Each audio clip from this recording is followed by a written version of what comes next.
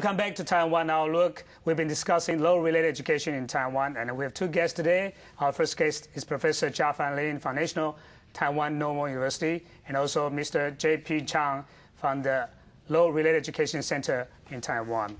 And gentlemen, we've been talking about how to teach our kids about law, but the materials are also very important. What are the materials we are developing right now in teaching our kids about law? Mr. Chang. Okay.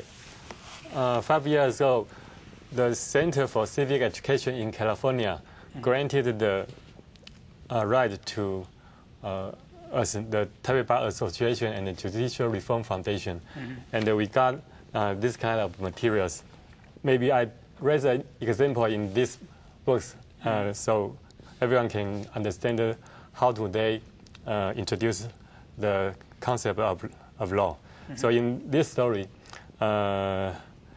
there is the fish, Jessica. One day, Jessica find a very secret place. Sometimes she went there to play with herself. And one day, she also knew a good new friend. It's a worm. So this fish and the worm make a deal. That secret place is their secret. They keep promise. No one could release this secret place to any other one. But one day, the worm found a very big fish swim around the secret place. The worm worried about the safety of the fish. So the worm was thinking whether he should tell other fishes about this secret place. That's right. But once he tell others about this secret place, he will breach the deal. That's right. Between the fish and the worm. So, but if he did not tell others about this secret place, maybe something wrong or something harmful happened, will be not good for the fish. So, in this example, they raise the conflicts between the privacy and the safety. That's right. The materials use this kind of examples to lead the students to keep thinking. And in the process of the thinking, the students can learn more about the real value of privacy or safety. So it's not just one-way street. You teach the kids what it is, but you ask them to think about what your rights and what the dilemma could be, right? Yeah, I think the difference is that they teach how to think, not just what is. They teach how to make a decision, and in the daily life might face. For example, you have to keep the secret between the friends, but sometimes when you're facing the problem of safety, you have to make a decision. That's right. But at all times, we don't teach how to make decision. You just say you have to you have to keep the secret, or you just have to be safety first. It's no dilemma for children to think. So I think this is a very different way from the old way to teach about law. Are these books or materials now widely used in Taiwan schools now? I don't think so. We still have lots of space to make progress. But once the teacher or the students learn about these materials, they will think, oh, how I didn't use this kind of materials before, because the teaching way is very fresh for the teachers and the students. Personally, you're a professor of civic education and leadership. But as we know, that in our elementary schools or even junior high schools, we have this kind of civic education to teach our kids about how to be a good citizen. So why aren't these materials being introduced to the school system in Taiwan?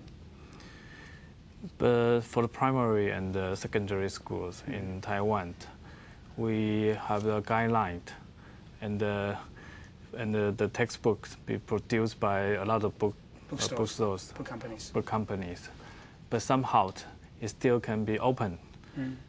The curriculum can be open for new materials or new ideas. Yeah. But the problem is the teacher has to be trained. Yeah, that's right. And then to use the materials. I think for the law-related education, for the Center for Law-related Education, they train lawyers to go to the school to help the teachers to use this material. So are you saying that these activities are so far mainly extracurricular activities, not really in the courses, in the curriculum? And not really. It depends. But as I mentioned, we have the for the new curriculum. It's somehow it can be open for the public. Sometimes we have a school-based program. It means we can have a cooperate with the school who are interested to introduce this material into their school-based programs. They can find the time for the whole school to teach this program. That's right. But the thing is, to make it more effective, apparently the adoption of this kind of materials or this kind of concept by the Ministry of Education is very important. What do you think about our, ministers or our, decision makers, their views about this kind of law-related education in Taiwan? And are they still very conventional, very traditional? Actually, they're quite supportive. But nowadays the government is stay in law. You're not to intervene too much into the content of the education. That's right. They just can give some incentives for teachers to use these kind of materials. Ms. Zhang, tell us about the law-related education. If we cannot go through the governmental channel to introduce these kind of materials or concepts, what can we do from outside? What's the mission of your center? Basically, once we found that the government were not so enthusiastic about these materials, we just do it. We promoted these materials to almost everybody we met. For example,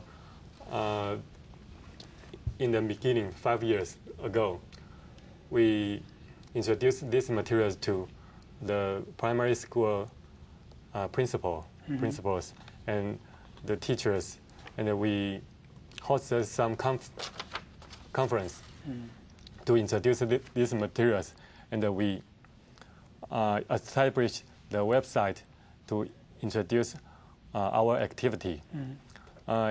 In the first 1 year or 2 years, it's very difficult, and we volunteer workers are very limited. But after 5 years, we found because this materials is fun, actually. So we attract more and more principals, teachers, and parents, and some NGOs to use these materials. So what you can do is just to do it.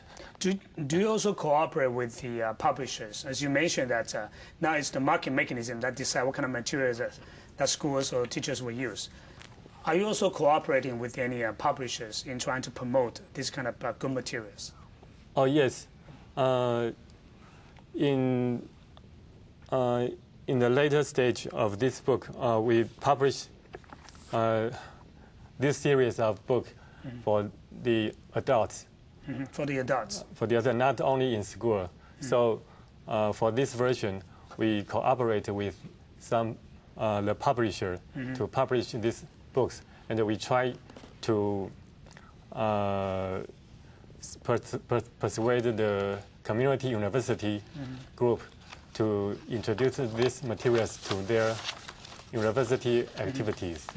I think that the kids right now, especially also for the adults as well, now they are more receptive to the video things, websites and DVD and so on. Are you also producing or publishing any materials in DVD forms?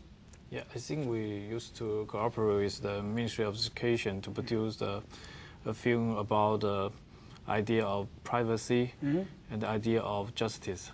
I think in 2005 and 2006. And also, do you organize all kinds of activities, summer camps, for instance, to teach our, teachers how to use those materials and try to, relay the messages to the kids? We host lots of seminars for teachers, but in the semesters. But in the vacation, the teacher and the students all have vacation. It's not easy to host the campus, but I think someday maybe we can try. Looking back, apparently you have come a long way in promoting this kind of law-related education. What are the major difficulties or challenges you are facing right now? Resources or the people's attitudes towards this kind of new education type? I think for this kind of program in school, the main difficulty is to find the time and right subject to infuse into. As you know, in Taiwan, and for example in the secondary education, the entry examination for the high school and the curriculum is really crowded. Yeah. And I think that's the main difficulty for this kind of program to be introduced in the secondary education. But as far as I know, that some schools now also see the exam, score of civic education as one way to recruit their or admit their students. Do you think that's a good thing to put this kind of civic education on the score and or on your grade sheet? But when it's too academic oriented, I think the program might be less fun for people to accept. That's right. So you have to somehow find a balance. That's right. And it's not really only knowledge-based. It had to be activity-based. But in terms of activity, it takes time. That's right. And in a crowded curriculum, it's very difficult for teachers to introduce this kind of program. I think it's always a difficulty or a dilemma for the teachers and also for the parents as well. If the course is not related to entrance exam, then students are not willing to spend too much time on this particular course. But when it becomes one subject for the entrance exam, then it becomes an exam. It's not about education itself. So when we come back, we'll talk about what are other difficulties we are facing in trying to promote the law-related education. So don't go away. We'll be back after this message.